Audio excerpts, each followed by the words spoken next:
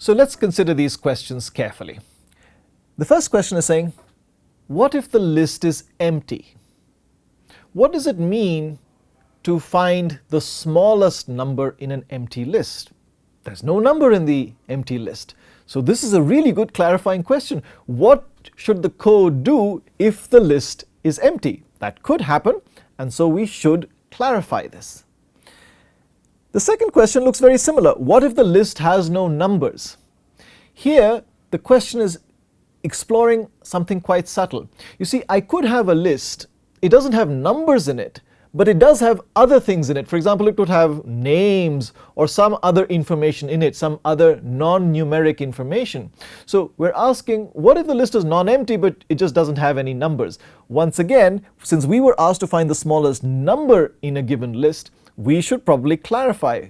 Maybe the clarification will be, don't worry, the list is always only going to contain numbers. And by the way, the list is always going to be non-empty. But we should at least ask those questions.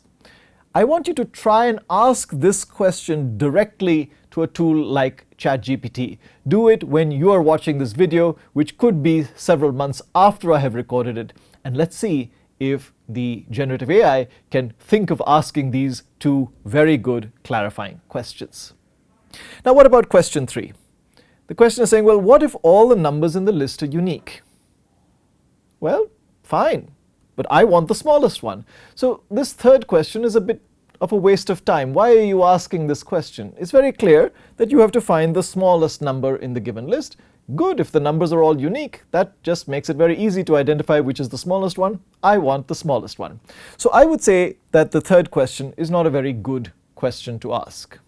If you were to ask the person who gave you the task this third question, they might actually get a little bit irritated with you. The first two questions, however, are good questions. This fourth question is a little bit tricky. It says, well, what if the smallest number appears more than once in the list? Once again, the person who asked you the task might be a little irritated. They might say, well, what difference does that make? I told you I want the smallest number in the list. So big deal if the smallest number appears more than once. Well, you could argue with them a little bit. You said you want the smallest number. Perhaps you meant a smallest number.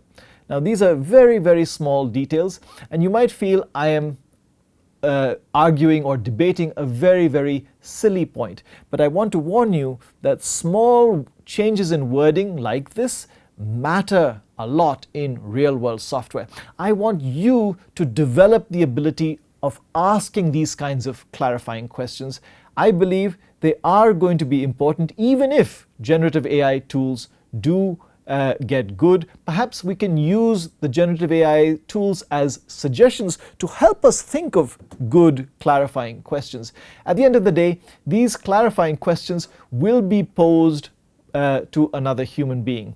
And perhaps humans are good at judging which questions are really worth asking, in what order, what will not irritate the person who we are asking these clarifying questions to.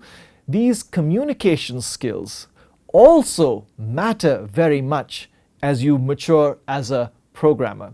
So don't feel that these are silly issues just to do with language or just to do with non-technical matters. They deeply connect with technical matters. They deeply influence the correctness of the code that we write. And sometimes when you ask a clarifying question, you might realize that now that the question is clarified that way, there's in fact a much faster way of solving the problem. And you could produce better, more efficient code as well. So there are technical implications of developing the ability of asking clarifying questions.